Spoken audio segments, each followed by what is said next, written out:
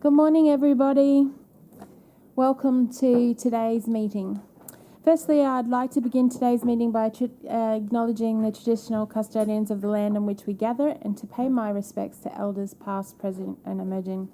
Welcome to the City Governance Committee meeting on the 13th of May, and I declare this meeting open at 10:31. I would like to advise attendees in the room that this meeting is being webcast and audio recorded. We'll move on to attendance and leave of absence. I note that Councillor Fraser is not in the room. He has sent through his apologies through to us.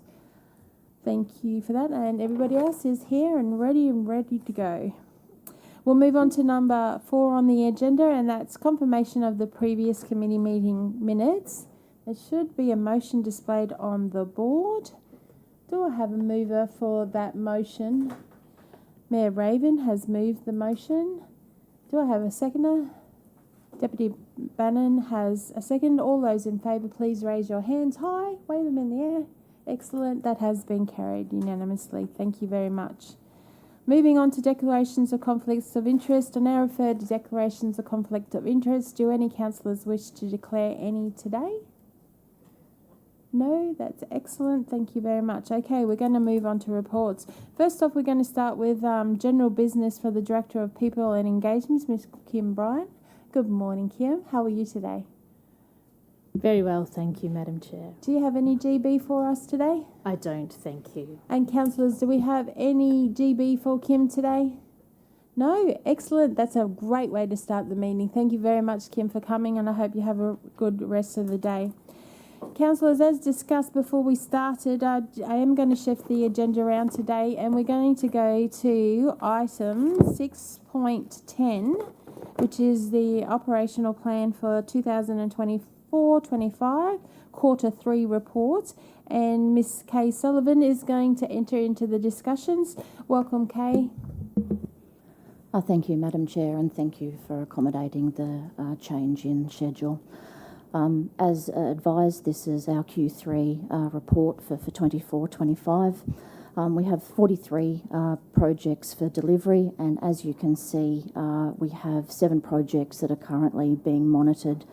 Based on advice by the branches, we expect that of those 7, 3 will move to not being completed, and the rest will be able to be completed by the end of the financial year. I'm happy to take any questions. Councillors, do we have any questions with regards to Kay's report today? There being none, okay. I have a motion up on the board. Do I have a mover for the motion on the board? Mr. Mayor has moved it. Deputy Mayor Bannon has seconded. All those in favour, please raise your hands high. Excellent. That has been carried unanimously. Thank you, Kay. Do you have any GB for us at all? Nothing today, thank you. Anybody have any general business for Kay? None? Awesome. Have a great rest of the day and a safe flight. Thank you.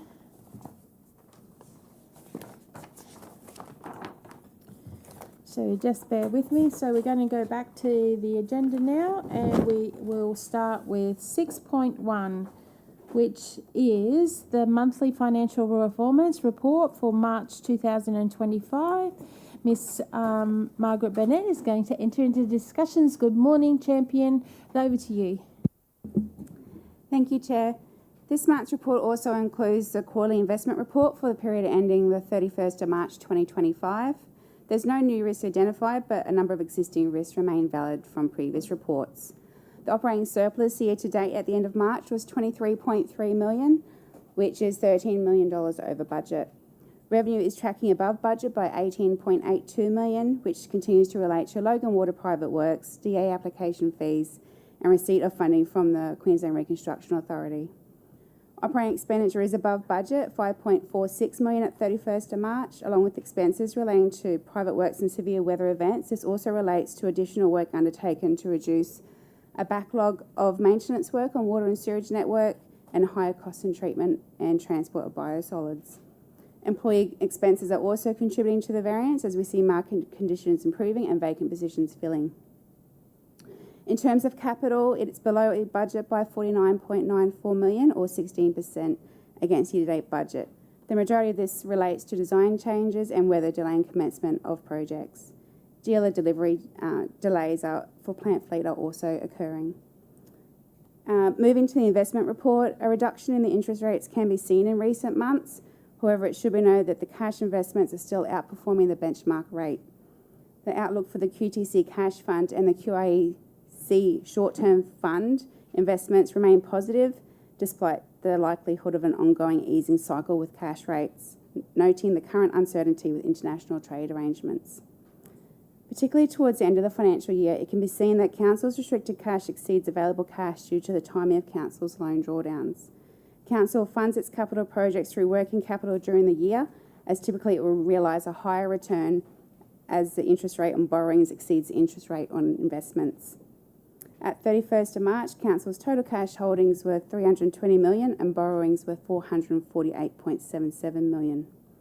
Council has not yet drawn down loans for 24-25, and they're expected to be drawn down in June to the value of about $170 million. Overall, Council's cash holdings are sufficient to offset current internal and external restricted cash with the planned end-of-year drawdown. I may take questions. Thank you very much. Mr. Mayor, you have a question. I do. I've got a couple, and thank you, Marg, for touching on one of them. So I'll start at the back and move forward. I've also got questions that relate to 6.2, which is the budget amendment. So for those listening at home, this will get a little bit confusing because the numbers are different from the 31st of March to the second budget amendment. So on page 54, and you just spoke to it, it talks about the finance team actively seeking to make best use of our cash reserves and where possible use cash to delay or offset borrowing where the cost of interest to ratepayers would be higher than the earnings of the investment cash. Is that something you've always done, or is that something new because we're in tight financial times? It's something we have done historically, but we're a lot more aware of it now and we're paying closer attention to it now. And so basically that means that if you're not going to earn more money then you're going to offset from interest, you just go for the best possible option for ratepayers to save them money just by using the cash reserves you've got intelligently.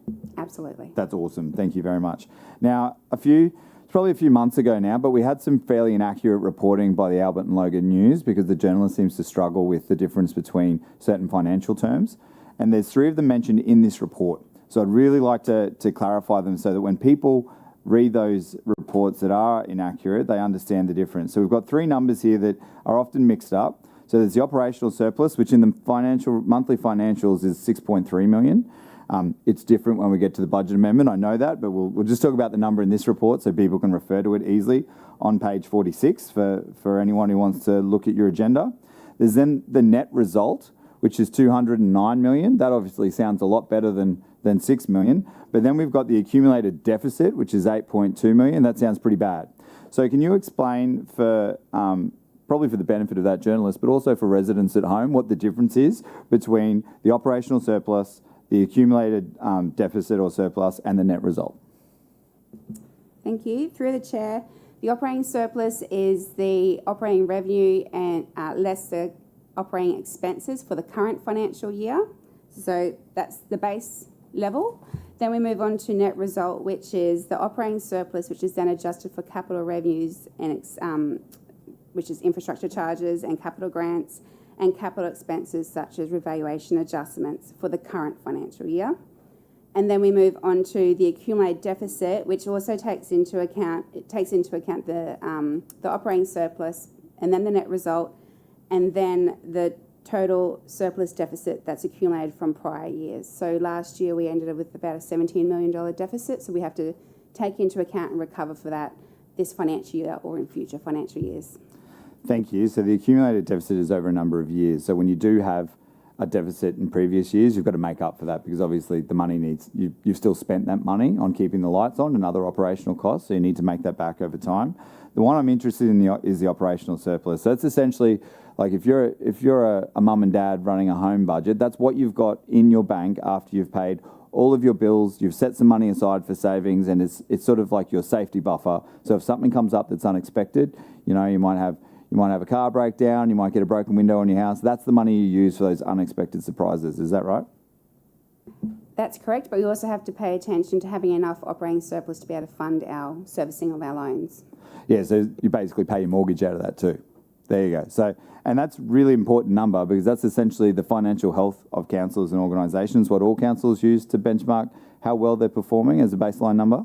That's correct. Whereas the net result is much more about total assets and capital that's coming through. So it's not money that you can freely spend that's sitting in bank accounts, often restrained income that can only be used for specific purposes. That's correct. So that might be the value that's already sitting in your loans, but that you can't use for something if you're comparing it to a home budget. That's right. And when we look at the revaluation adjustments, that's a non-cash adjustment. So it is not cash backed at all. Yeah, so you can't use it for anything essentially. So it's not. It's an accounting number. It's not a helpful number. So if you use, and that was the number that was reported on as being our operational surplus, which just isn't accurate because we can't use that $209 million to do anything with, can we? No, and it's not a ratio or benchmark that we use. And it's not. We don't get audited on it by QAO or anything like that. We do get audited on it as part of the operating statement, but it is not a benchmark that we use. Great. Awesome. Thank you very much. All my other questions are for the next section. Thank you, Mr Mayor, for that education. Councillor Lane. Thanks very much. Through you, Madam Chair. Page 36 of the report has the local infrastructure program funding, and I'm just curious, the figure that the LIP dashboard has is different to that in the report. This appears to say that we haven't quite spent as much as we have. So I'm just curious, and I looked at it as of the 31st of March, it's definitely lower than what's in the report. Is there an explanation for that? Yes, I did have the team review this report earlier today, and there are some slight differences in when the approvals were actually put through into the reporting. So I'll send a revised report out later today. Thank you, Marg. Any further questions, councillors? No, there will be a motion up on the board. Do I have a mover for that?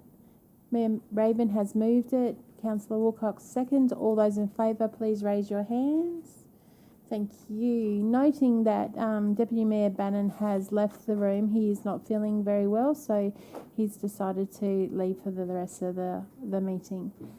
Okay, councillors, we're going to move on to my favourite report, which is the Local Infrastructure Program for May 2025. I believe we've had up to 3 different attachments come through of late projects that are coming through, but I'll hand over to Marg to present her report. Thank you, Chair. This report seeks to endorse expenditure under the Local Infrastructure Program. There were 17 new projects and 3 material amendments, all which align with the policy. Additionally, there is a project for improvements at the Logan Village Men's Shed, which is a special consideration due to it being on state-owned land. The project will be monitored by EDCP branch, therefore officers are recommending that the project be approved. Happy to take questions. Thank you, Marg. Councillor Lane, you have a question? More of a comment. The first 4 on the the first 4 on the list of new projects, I just want to say thank you to the councillors from Division 3, Division 5 and Division 6 for co-funding the new lift for the Gould Adams Park Aquatic Centre. This means that people with disabilities can access the main pool with dignity, and I think that that's a wonderful project. So I just want to publicly put it out there that their councillors are supporting their swimmers in their local community, and it's wonderful, so thank you. Excellent project, Councillor Lane. Any further questions at all? No? I believe we've got an attachment motion on the board. Could I have a move for that? Councillor Wilcox, followed by Councillor Jackson. All those in favour? That's just for the attachment. That has been carried unanimously. And then I believe we'll have a motion up on the board very shortly. Do I have a mover? Councillor Wilcox has moved the motion. Is there a seconder? Councillor Stemp has seconded. All those in favour, please raise your hands. That has been carried unanimously, noting that Councillor St Ledger is out of the room. Thank you very much, councillors. The next report is the second budget amendment for 2024-25. I do note that this has confidential attachments. Does any councillors want to move into confidential at all? No? Excellent. Councillor Bradley, are you thinking about that?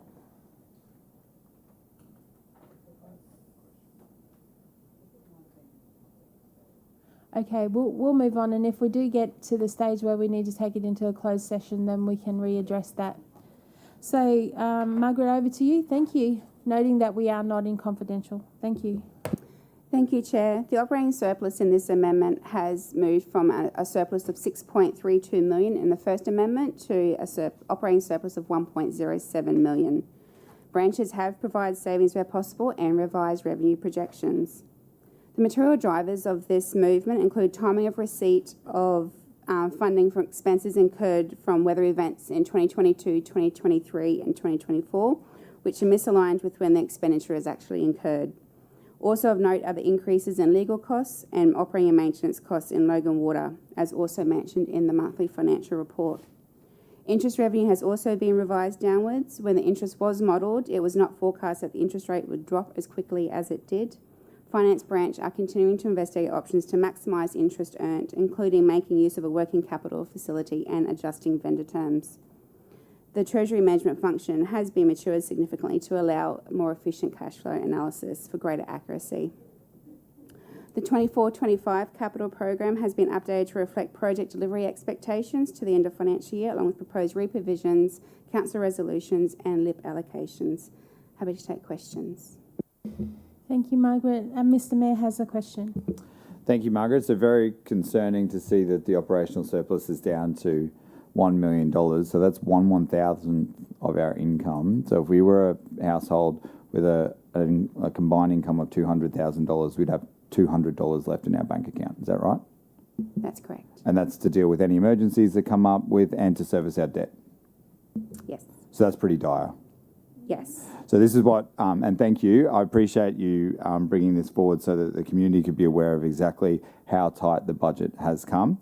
Now, we started out predicting a $23 million surplus at the end of this financial year, and despite the efforts of the organisation on page 40, on page 67, already responding to concerns from council and from the community by looking for savings through employee costs of $1.4 million. So despite finding savings through that program and other programs already to try and deal with this shrinking surplus, we've still lost $22 million somewhere. Where did that money get spent? Like, how did we go from 23 down to 1?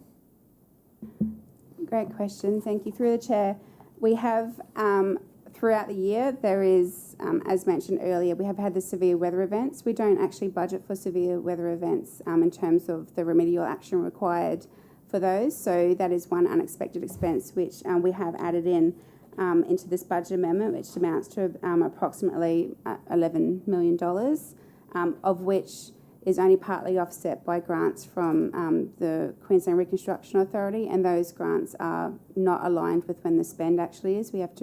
We can't just accrue the funding. We have to wait until the claim's submitted and we have a heads of agreement signed for those.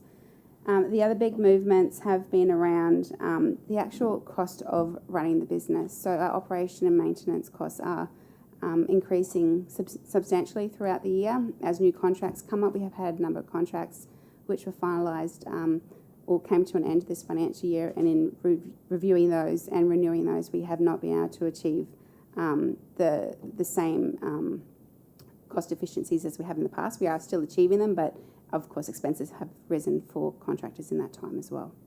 So essentially, so it's not like project overruns or capital like capital blowouts. It's the cost of the day-to-day operations of the business getting higher because we're in the same economy as everybody else is. Contractors are charging us more because they have to pay higher wages, they have to pay more fuel and power bills and more insurance, just like our residents do when they're trying to balance their household budgets.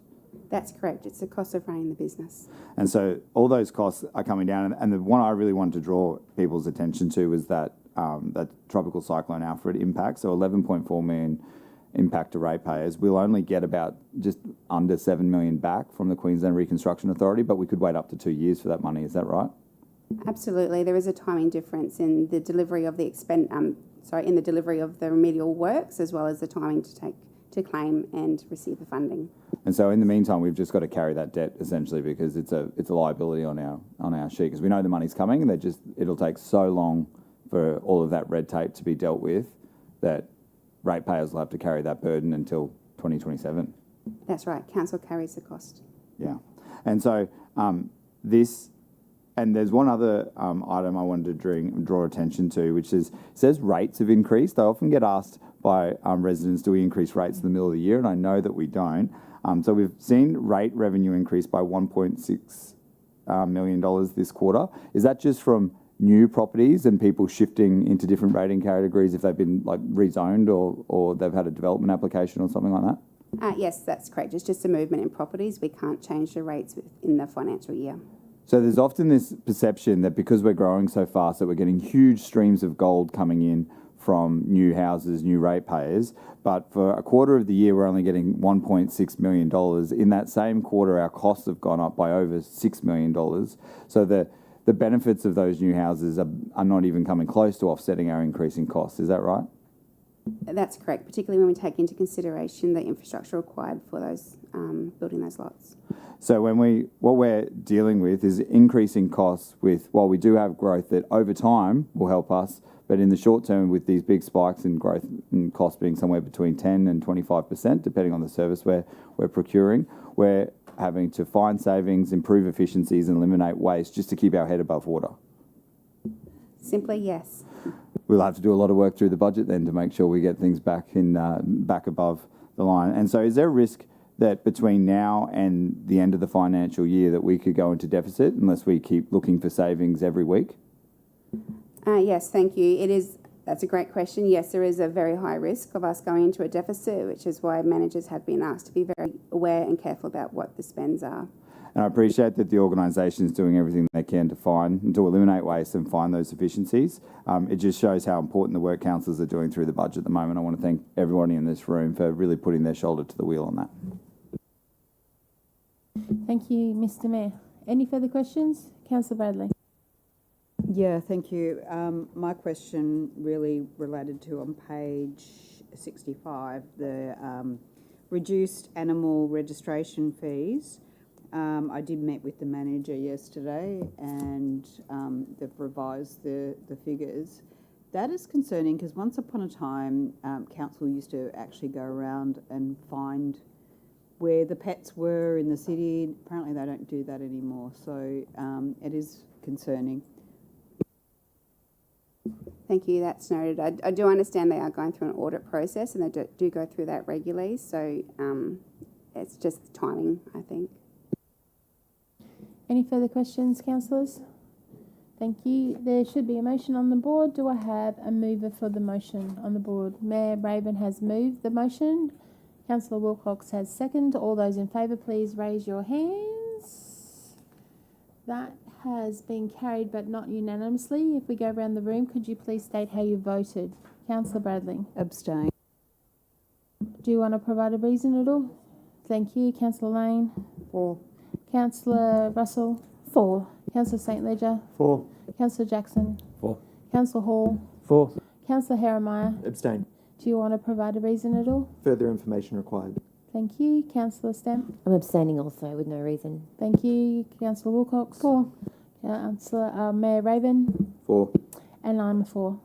And that has been carried. Thank you very much. Thank you, councillors. We move on to the next report, which is 6.4, which is the change of payment terms. Marg, over to you.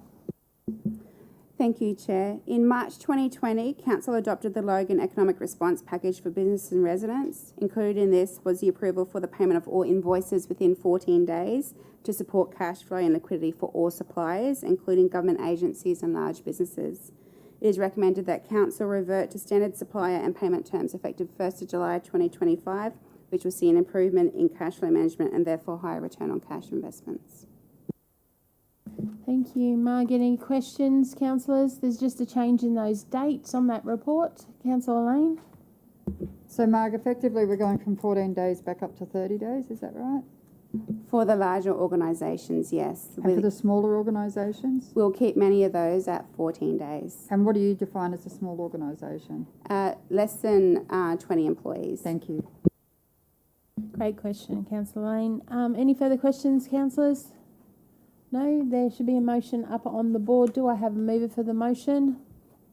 Councillor Lane, followed by Councillor Jackson. All those in favour, please raise your hands. That has been carried unanimously. Thank you very much. I think that brings us to the end of your reports today. Mark, do you have any? Oh, do we? Oh, why isn't that on here? Sorry, my apologies. You're doing the corporate procurement amendments to the annual contract plan for May 2025. Over to you. Thank you, Chair. The regular review of the 24-25 annual contracting plan has identified amendments that are required to be adopted by Council resolution before the end of this financial year. The amendments and the justification are noted on page 82 of the report, noting that a typo has been made for security access management and CCTV capability, and the justification should read moving to 25-26 annual contract plan. Happy to take questions. Thank you. And I note, Rebecca, thank you for coming as well. Sorry, my little scripting doesn't have this sorted out properly. Mr. Mayor, you had a question. Always dangerous to rely on the script, Madam Chair. Just roll through the agenda. It's not specific to the amendment, so sorry with your indulgence, slightly off the topic, but it is related to the annual contracting plan. How is our local and social procurement targets going? Because I continue to meet businesses that say they are based in Logan and work for every council in southeast Queensland except Logan. And so when I first started pushing this bandwagon in 2017, we introduced a local buy and a social buy policy. Then we were told, no, that's not enough because the default procurement method doesn't give you enough flexibility. All we're really testing is whether or not they make it to the third stage. They'll still lose on price if an out-of-town company from New South Wales undercuts the market. So we said, right, we'll move to the advanced procurement model, and this is what lands us here. And we said we can definitely incorporate a weighting for local and social procurement and purchasing so that we favour them, which means the money is spent with local, like ratepayers' money is spent in Logan, with Logan businesses that employ Logan staff, that spend Logan money in other Logan businesses, and we capture that wealth for the benefit of our community residents and small businesses in the city. And I know that we did some work where we increased it significantly, but now we seem to have stalled in that same place of about 40-ish% for the past few years. And these businesses aren't tiny businesses. I'd call them medium enterprises. They're sitting between that 20 and probably 100 employees mark, and they're unable to find work with the only council they're unable to find work with is us. So that feels to me that they're competitive enough for every other council. Why aren't they getting our work?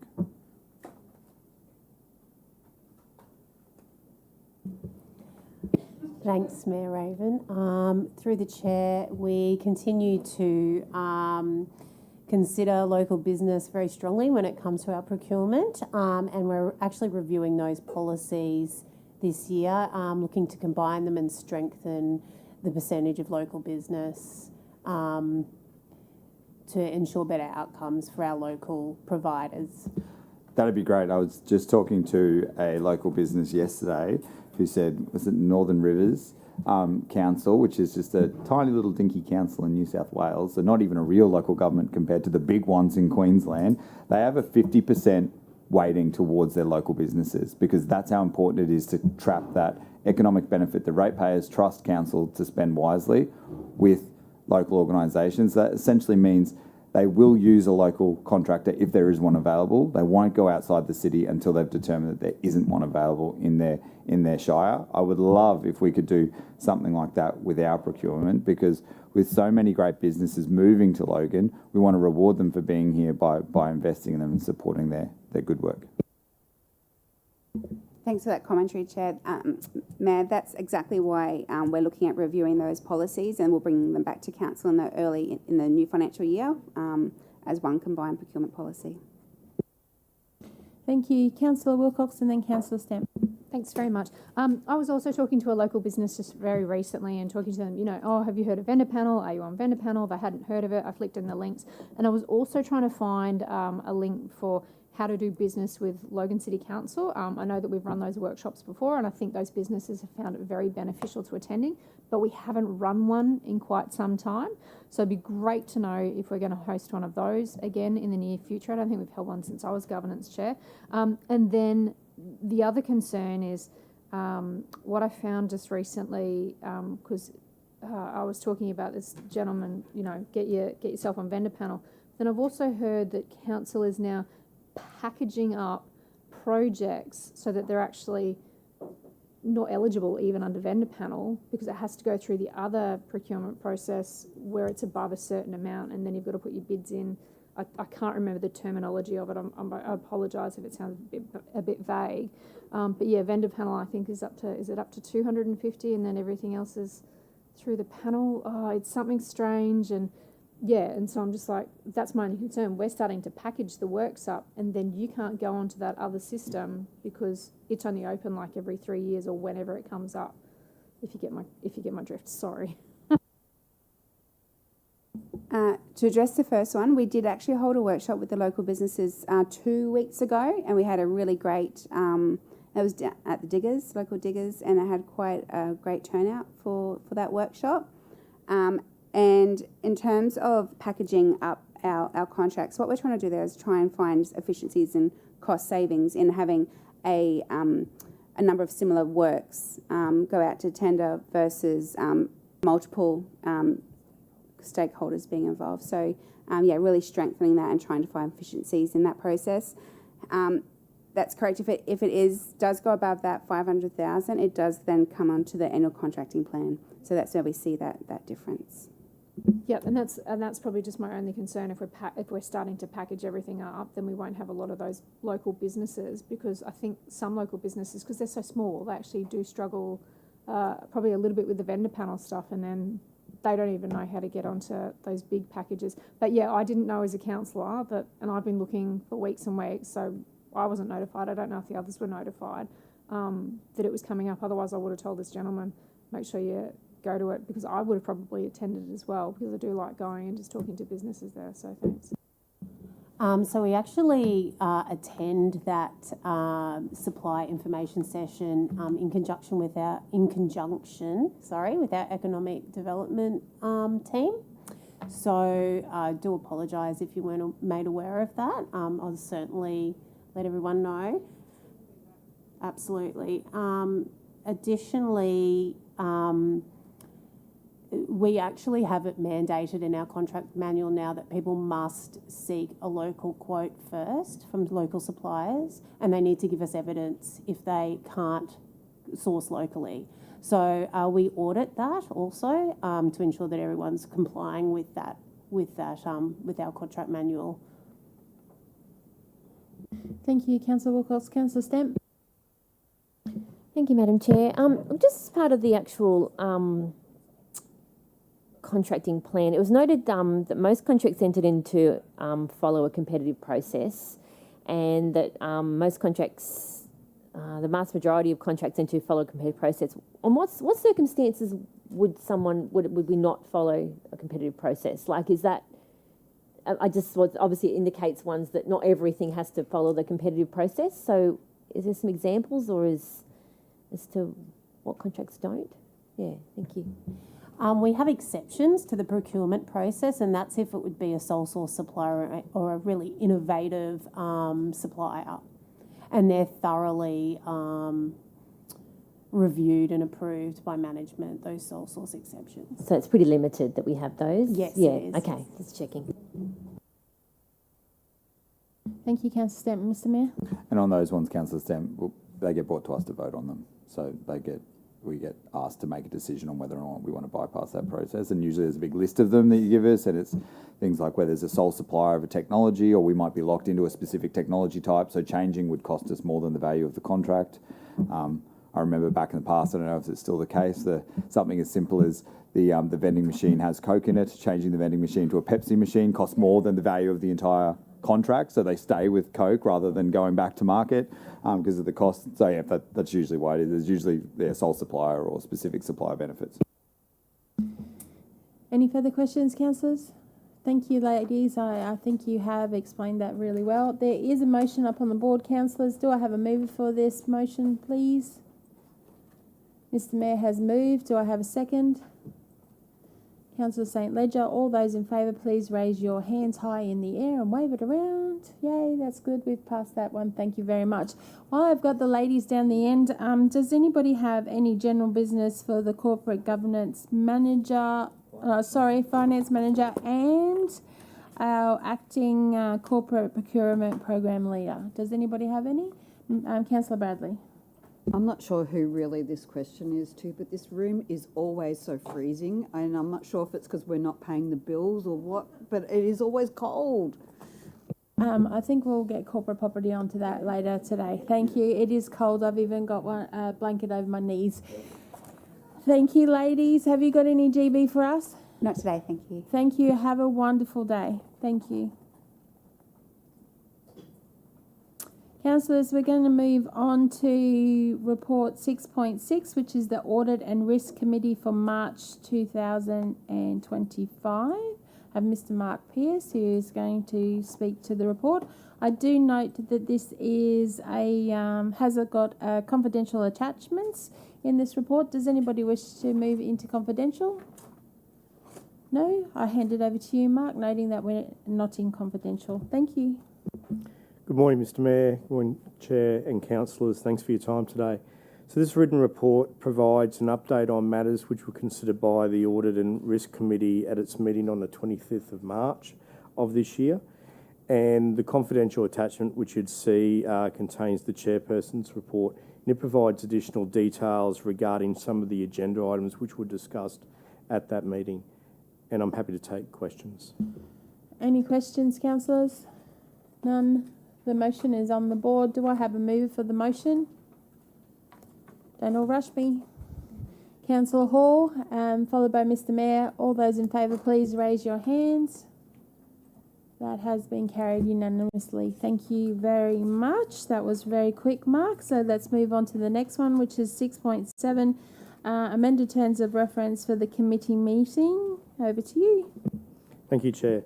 At Ordinary Council on the 16th of April of this year, Councillor Bradley advised she'd be standing down from the position of Deputy Chairperson of the City Governance Committee and Deputy Chairperson of the Special Budget Committee. To effect this change, the terms of reference for the standing committees and special committees needs to be amended to update the Deputy Chairpersons for the City Governance Committee and the Special Budget Committees. As both committees already hold a chairperson and a deputy chairperson, there's no requirement to reappoint a second deputy chairperson for these committees. I'm happy to take any questions. Thank you, Mr. Mark. Thank you, Councillor Bradley, for your service on that committee, but I understand it's just me and Councillor Jackson that are going to run the show now. So thank you for doing that time, but you have a question, Councillor Bradley?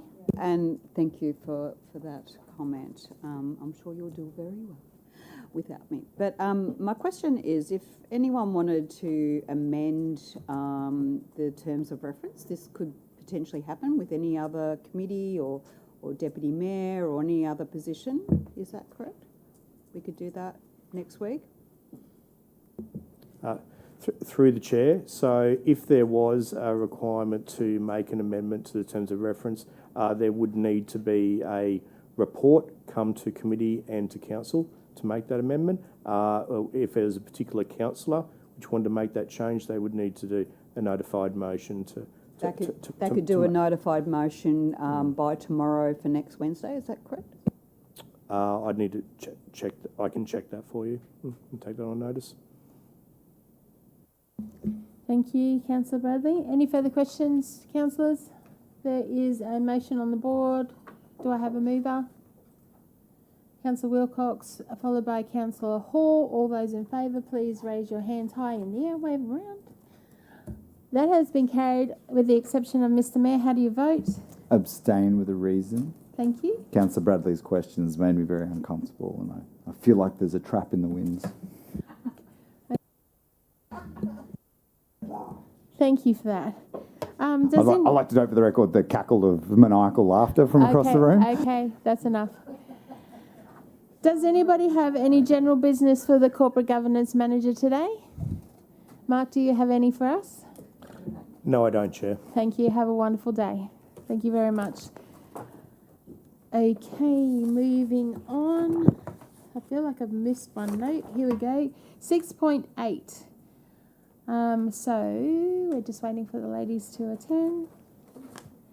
So, councillors, we're moving on to a confidential report, proposed lease on reserve land for infrastructure proposal. And I know that we have Brianna and Lucille here. I believe this is a confidential report, but does anybody wish to take it into confidential? No, I understand that the councillors that are involved have been notified with regards to this. So I hand it back over to you, ladies. Welcome. Thank you, Madam Chair, through you. This report relates to the proposed entry into lease agreements over reserve land relating to an infrastructure project. The terms proposed for those lease arrangements are outlined in the confidential report. Happy to take any questions.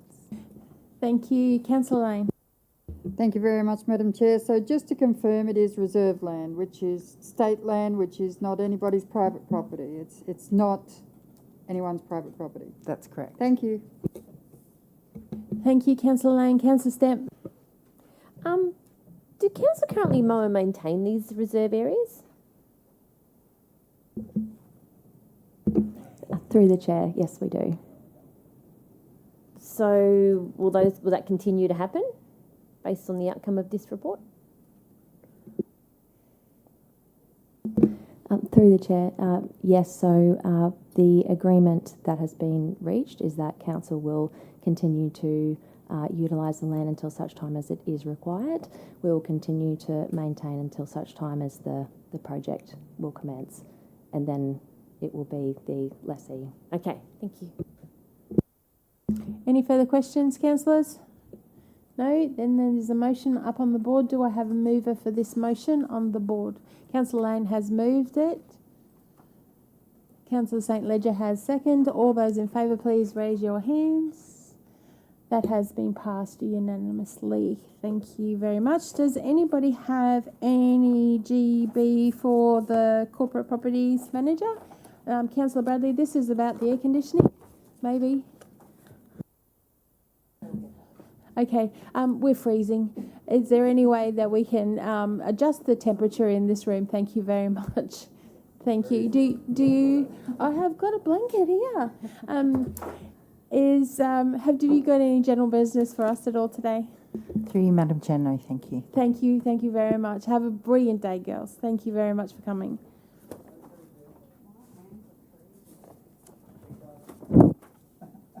Councillors, we're moving on to 6.9 and sorry,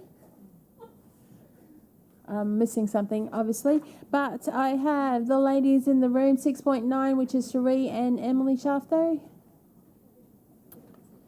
So this is compliance and enforcement policy. This is a public report, and it's an exciting day because I believe this is Cherie's first ever report in council. And how long have you been here for?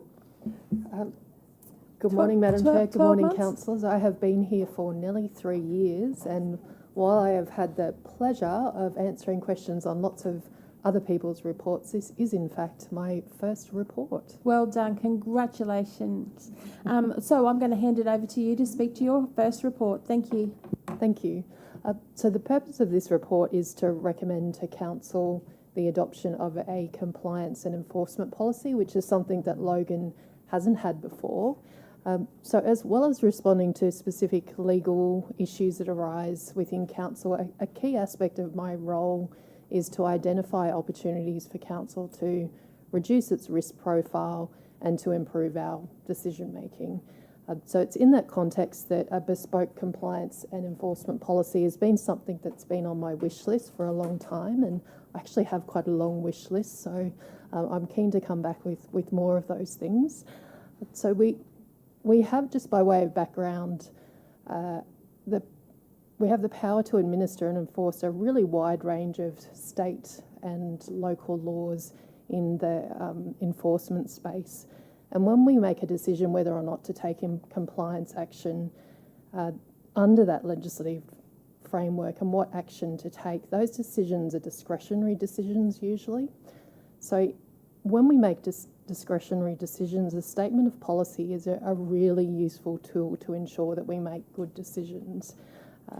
So having a good policy, and I'd like to suggest this is a great policy, supported by appropriate procedures, can really lead to good decision making.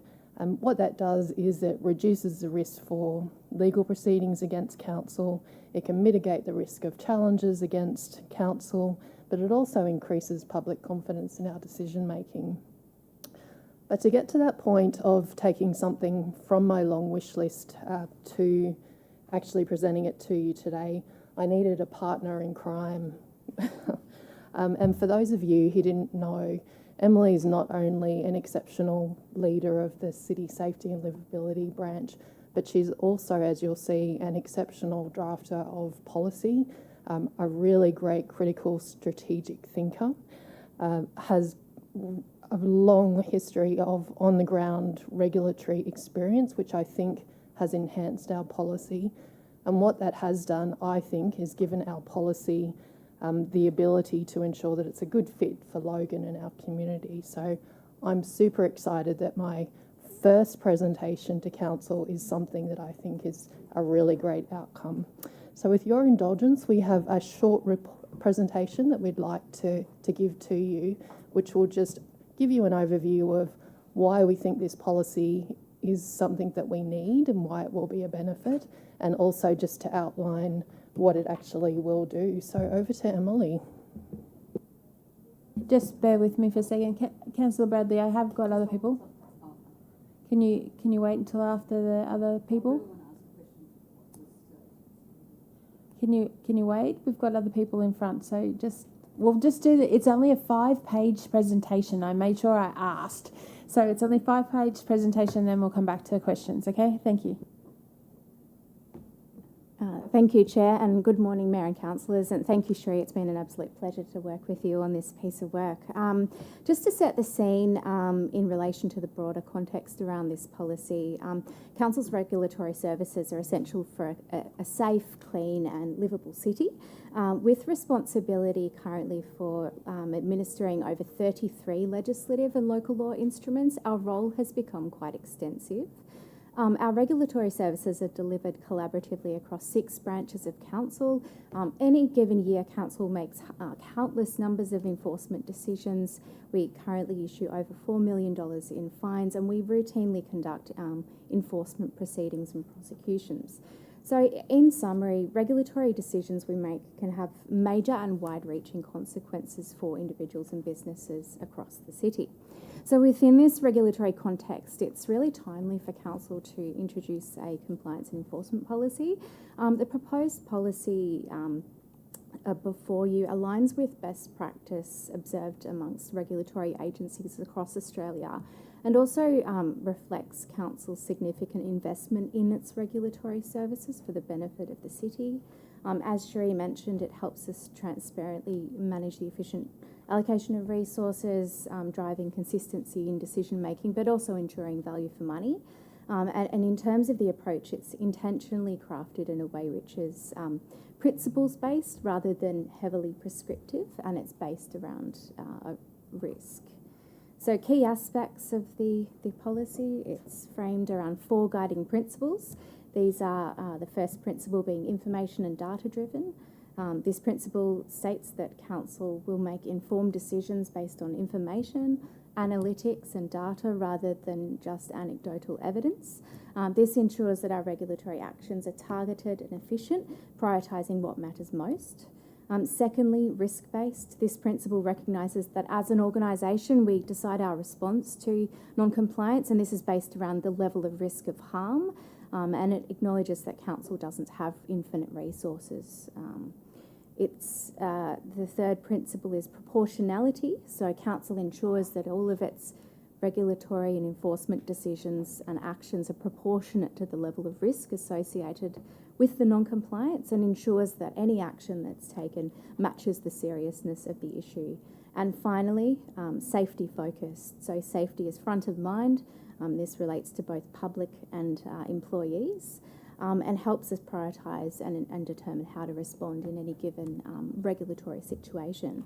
So the policy describes also the various regulatory levers Council has, its approach to annual enforcement priority setting, and makes a commitment to continuously improving and evolving its regulatory services to respond to changing public needs and trends. In relation to the benefits that the policy can provide to us as a safeguard, as we said, certainly one of the big benefits from my perspective is that when you're making discretionary decisions, having a policy helps guide that decision making. And what it does is when we're questioned about why we made particular decisions, it provides a document to point back to say to the Ombudsman or whoever it is that's challenging our decisions, these are the relevant factors that we as an organisation have decided that we will take into account when we're making decisions in relation to these issues.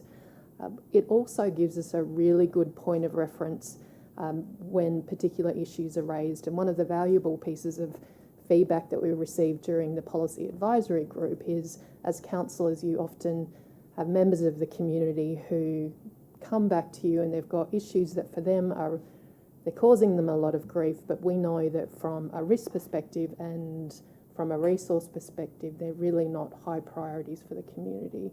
So what we've done in the policy is we've called out that if there are circumstances where there are, for instance, anonymous complaints or they're being made vexatiously, so it's a little neighbourhood dispute, that there are circumstances where council isn't going to utilise its limited resources. So it gives us all, you and the organisation, an opportunity to say we're making it very clear that in those circumstances we don't have to respond.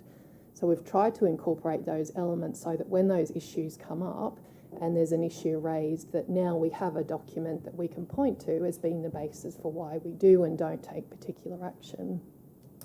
Additionally, the thing that we haven't had before is we haven't had a document for the whole of the organisation. So we have a number of different areas, is it 5 or 6, Emily, across the organisation who undertake various investigation work. So really complicated work, complicated legislative framework. But we haven't had a guiding document for all of those officers to look to get a consistent approach to across council. So this also provides that to the officers. So a really useful tool for them. And additionally, what it does is it brings us up to that state of maturity where we're looking at other state agencies, federal agencies, other bigger local governments who do regulatory work all have this type of policy in place because they recognise that it's a really critical document when you're doing this work. Thank you. And just wrapping up, in terms of practical application, we've got a couple of scenarios here.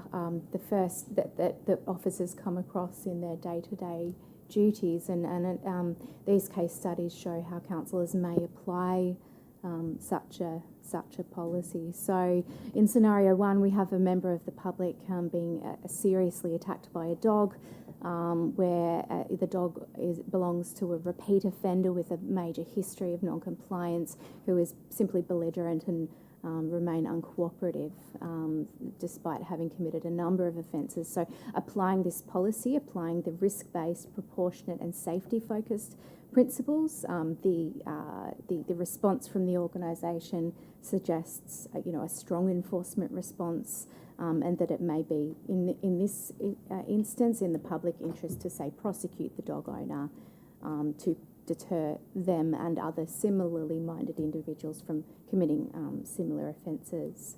In scenario 2, a very different scenario where more of a technical breach, a complainant living on acreage reports their neighbour has removed 11 cubic metres of earth to create a decorative water feature, but this technically exceeds the 10 cubic metre limit, but it doesn't impact surrounding land. It's not something that happens often across the city. So applying a data-driven information and sort of proportionate principle approach, officers could reach the conclusion that this offence is trivial and it's minor, it's causing no harm, and it really doesn't warrant anything more than, say, a warning or a letter. And in scenario 3, we have a scenario where complaint data and aerial mapping indicates a dramatic systemic rise in the unlawful clearing of endangered koala habitat vegetation across the city. So applying the information data-driven and risk-focused principles, it's clear that these offences are part of a broader trend impacting the environment. So applying the policy, council could do something such as standing up a 12-month task force to tackle the issue systemically through surveillance, education and enforcement. So these are three simple examples of how such a policy could be applied in a real-life situation. So that concludes our presentation, but we welcome any questions or feedback from councillors. Thank you, ladies. I have Mayor Raven, Councillor Lane and then Councillor Bradley. Thank you, Madam Chair, through you. And Emily, very high praise from Cherie there. I feel we should almost call it the Emily Shafto Enforcement and Compliance Policy because of how highly Cherie has spoken to you, but it's deserved. So when I first became a councillor, one of the things that amazed me was that any complaint we would investigate, no matter how frivolous, like in the 11 square metre example you gave there instead of 10 is a good example, or no matter how pointed and personal it may be and how small the impact was. That often frustrated people who were being complained about because they felt that they were being targeted generally due to a neighbourhood dispute over something that was equally small that had escalated for those two individuals but wasn't significant to the rest of the community. And it always shocked me how expensive it was to pursue first the investigation, then the complaint that we didn't investigate properly, then the escalation to AAC 1 and 2, and then to the Ombudsman, and eventually to the Human Rights Commission. And so will this policy protect council from those extraordinary escalating costs so if we say, if an officer determines that no, based on the data-based and risk proportionate yada yada response that this is not to be investigated, does that make it simpler for us through those AAC processes and eventually the Ombudsman and even the Human Rights Commission to say no without having to spend as much ratepayer money to defend ourselves? Through you, Madam Chair, the hope is absolutely yes. That's one of the clear intents of having the policy. As I said, when we're challenged over those decisions, where we've been at risk previously is we haven't been able to clearly articulate why we have and haven't done particular things. Now we have a document to point to, adopted by council, communicated broadly, that we will educate the community on as well as our officers, where we can explain the basis that we've taken a particular approach on. And when the Ombudsman and the Human Rights Commissioner are looking at those issues, what they're looking for is for us to be able to articulate the basis that we make those decisions, and that basis, that they're relevant and reasonable considerations, and this policy will ensure that that's the case. Great, because the weaponisation of council in neighbourhood disputes is not what people want their rates spent on, and like that could either be given back to them as a saving or be used to deliver great services that people do love and appreciate. My other question is around impact. So, and I know you gave some scenarios there, but if you've got a situation where you might have like an unapproved extension of a house that will impact the property owner if there's ever an insurance issue and could impact their property value for sale, but their neighbour's just doing it to get back at them for someone. Is that something where, because the impact is limited to the surrounding properties, that's not something that you'd pursue, or you'd issue a warning notice advising them how to become compliant rather than pursuing like multiple site visits, investigations, and then eventually fines and legal action? Mr. Mayor, if I might attempt to answer this. So we would, I imagine, apply the principle of safety focus. So we would, officers would assess whether the non-compliance would cause a threat to the safety of the public, but also the individual as well, so, or any visitors to the property. So that would be probably a relevant factor in determining the appropriate course of action as it related to that matter. So it's hard to talk with specificity, but I think safety is okay. A key feature here. Thank you. Thank you. Councillor Lane. Thanks very much to you, Madam Chair. Thank you very much for bringing this report forward. Unauthorised home businesses, storing unregistered cars in yards, hoarding, unregistered cars on roads, dogs not restrained in yards, illegal dumping, illegal signs, damaging public property, toilet signs, setting, etc., overgrown yards.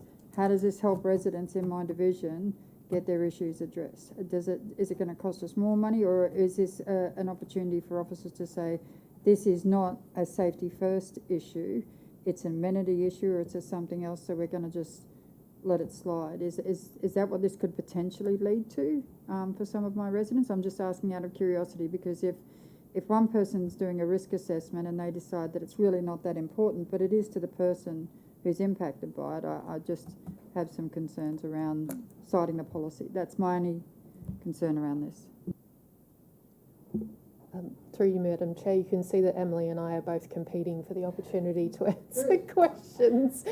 But there's probably a couple of different approaches to that question, but one of the things, and one of the really exciting things that I think we've included in this, which we haven't done yet, but the policy says we're going to be doing, is what we're going to be asking councillors to do, as Emily alluded to in the presentation, is actually to take that annual opportunity to set your strategic enforcement priorities. So if you know, for instance, that for your division that there are particular issues that are really problematic, what we'd like as officers is to understand from council what the priorities are, because what that will help do is guide the allocation of resources from Emily's and others' teams, and then communicate that. So I've said it might be that there's a task force for the year, or it might be that even though some of those issues are low risk, that it's a Logan City Council priority to get on top of those issues. So we've built that in so that some of those issues can be addressed. So it's not that the officers, in my view, will be using this policy to say that anything that's low risk isn't something that we're going to address, but that will be, certainly that is one of the issues that they will be considering, whether or not something creates a risk to the community, and we'll consider that and how it's addressed. But the other issue is the policy says, let's think about strategically for Logan City Council and creating a safe city, what sort of community we want. What are the things that we want our enforcement and compliance officers focused on a day-to-day basis? I'm going to be really clear with them about how we want them to go out and do that job. Thanks. So repeat offenders, I'll give you an example. Just say a person is consistently not mowing their lawns, and their lawns hit the 6 feet, 8 feet mark, and then council has a policy, a compliance and enforcement policy, that says they must then write to the owner. They must then apply for the owner to do it. They must then go through an application to the court to make an order. They must then reapply to the court because the court wants to give the person an opportunity. They have a process to go through that takes sometimes quite a considerable amount of time. Does this in any way, shape or form improve the outcomes for residents for repeat offenders? Does it go straight to prosecution instead of the other things if they are continuous enforcement issues surrounding those specific properties? Emily wins this time. I might try to answer this one. Councillor Lane, thank you. In the scenario you've given, that's a very real scenario that we face in our daily operations. I'd point to the proportionality principle, in which we consider the circumstances and the attitudes of those required to comply. So it gives us a degree of flexibility to be able to, maybe the first time we follow the process, give them every chance to comply and say mow the lawn, but applying the proportionality principle, we would form a view that they're no longer willing to comply, and a stronger punitive actions are required, and that might mean moving from, say, a warning letter through to a fine, as each and every time they do it, and then through to prosecution, for example. So I think the proportionality principle gives us a little bit more flexibility to taking into account the risk to deal with these matters in a swifter, more effective way, rather than following a cookie cutter process each and every time. There's a belief out there in the community that council has a fine for everything, and that council, if someone rings up and complains, council can come down and crack down on them straight away, and that council can do this and council can do that. And that's just not the truth of it. It's absolutely not the truth of it. So having a policy that defines what you can and can't do and how you're going to assess the risk is great. It's just, I don't from my perspective, and I have repeat offenders, the neighbourhood one that the Mayor's talking about absolutely costs council a lot of money, but those repeat offenders I find quite challenging to explain to people how limited we are and what we can do and the responses we can give. I just don't know that this provides the certainty that they would be seeking. That's my only concern. But a well-read report, absolutely. I think the only other addition to Emily's response is that one of the things we've pulled out and incorporated into the policy is the state's public prosecution guidelines, and one of those things is that it actually says if it's a circumstance where there's been a repeat offender, or it's a circumstance where we're wanting to do something because it's an issue of public concern and there's a need for deterrence, that they're factors that we will take into consideration. So completely acknowledge that there is a broader issue where we don't have all of the powers that we really need to do to regulate all of the things that we'd like to, but this gives us at least an ability that we haven't had before to point to those issues, to say, okay, we've had those repeat offenders, we are going to take a stronger action than we have previously, and here's our policy that clearly sets out that that's the case. Thank you, and I appreciate that, and I also know that previous applications to the courts have not yielded the outcome that we wanted, which is an enforcement order. So what happens in that instance when it comes to this policy? Through you, Madam Chair, where this policy will form part of that process is it will be then part of our submissions for explaining the approach that we've taken, so our strategy, and obviously when we go to court, part of our process is to explain how we've got to the step of going to court, because the courts are always wanting to understand that we're not taking arbitrary action, that we're there because we need to be there. So this policy will be part of, we've done an assessment, these are the steps that we've taken because this is the decision making that we've gone through, and this is how we've got to determining that court is now the appropriate process and engaging the court in that way. Thank you, Councillor Lane. Councillor Bradley and then Councillor Wilcox. Thank you, through the chair. Thank you, ladies. Some of my questions, concerns have been answered during the conversation here. But the main reason I put my hand up was, Sheree, you mentioned something about state government enforcement and how we can do state government. Is that the same as police? Can council officers act in the same way as police? Through you, Madam Chair, no. I think my reference was in relation to council's enforcement powers come from a range. I think Emily calculated them at over 33 different pieces of state legislation and local laws. Right. So, for instance, some of the animal management legislation that Emily's officers use is state legislation, but the local government has powers under that legislation. So that was the reference to state legislation. Okay. Thank you for that clarification. And my second question, do we have a policy about vexatious complainants? Should we have a policy? Do we have a policy? Through you, Madam Chair, my understanding is that in our administrative actions complaints policy, there is a provision in that deals with when a complainant can be treated as vexatious. We don't have a standalone vexatious complainants policy. If as a councillor we ask that this person be considered as a vexation complainant, we can't actually really do that.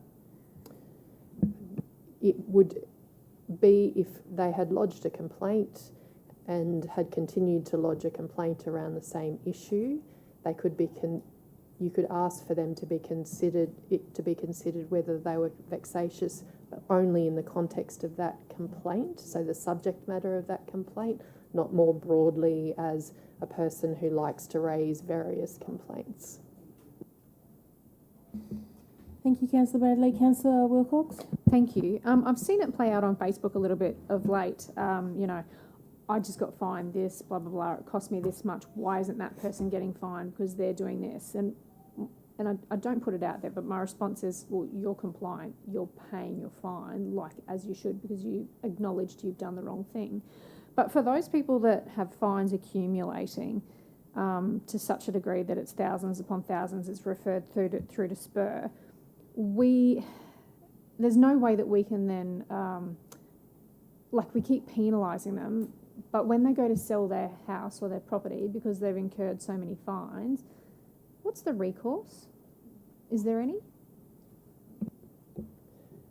Through you, Madam Chair, I think one of the things that we're hoping will change through having this policy, and the other piece of work that I'm very excited that we're rolling out at the moment, is a council-wide enforcement manual, which I have, we've done some training on, and it's a one-stop shop for all compliance and enforcement officers to try and uplift the capability of our officers. One of the things that we have found is that across the organisation there are some officers who, for instance, might issue a PIN and issue a PIN and issue another PIN and issue another PIN, and it's probably not getting the outcome that we need. So what we're wanting to do is say, okay, we want to give you the tools and the decision-making ability to say, maybe a PIN's not the appropriate tool to use in those circumstances. So if a PIN's not resolving the issue, let's look at a different enforcement tool. This policy speaks to that issue. The enforcement manual also educates them in how to use a different tool. The issue of multiple PINs going to Spur resulting in debt recovery action is something that's really out of our hands. What I'd like to see is that for our officers, we're thinking about what's the outcome that we need on the ground in the community. Is the PIN the right tool, or do we want to take some different action? Councillor Wilcox, is that fine? Thank you. Thank you, ladies. Any further questions? No? Then we'll have a motion up on the board. Do I have a... this is for the PowerPoint first. Councillor Mayor Raven has passed it. Councillor Hall has seconded. All those in favour for the PowerPoint presentation? That has been carried. Then we'll have a motion shortly up on the screen. Do I have a move for that? Mayor Raven and Councillor Hall have moved that. All those in favour, please raise your hands. That has been carried unanimously. Thank you very much. Does anybody have any GB for our city solicitor today? Do you have any for us? No, thank you, and thank you all for your time. Thank you. Congratulations on your first report. Thank you. Thank you. Councillors, we move on to our last report today, which is 6.11. We've done a lot of work this morning, which is the quarterly 3 digital transformation program. I welcome Rick Alsop into the report. Over to you, Rick.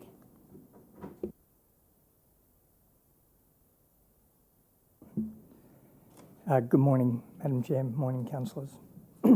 I've also got with me Lee Dennison, the Digital Transformation Program Manager. So today I'm bringing you the Q3 update for the Digital Transformation Program. I think highlights from the last quarter, the program continues to progress towards its goals of changing how we operate here at Council and driving increased efficiency. In the last quarter, we did successfully upgrade our geospatial information system. And then in addition to the report itself, just last week we went live with Council. Last weekend was geospatial information system, and earlier in the quarter it was our document management solution. That's actually an important milestone in our journey in this space. So prior to now, Council has had our core systems that were unsupported by the vendor, and so as a result of the weekend, all of our core systems are now supported. So that addresses an ongoing operational risk that we've had at Council for some time, and I do appreciate Council's investment in getting that risk addressed. We also successfully made it into the system integration testing phase for the enterprise resource management solution re-implementation. And so whilst having hit that milestone, the project has continued to experience challenges in that space to the point that we realise we will not be able to go live this calendar year.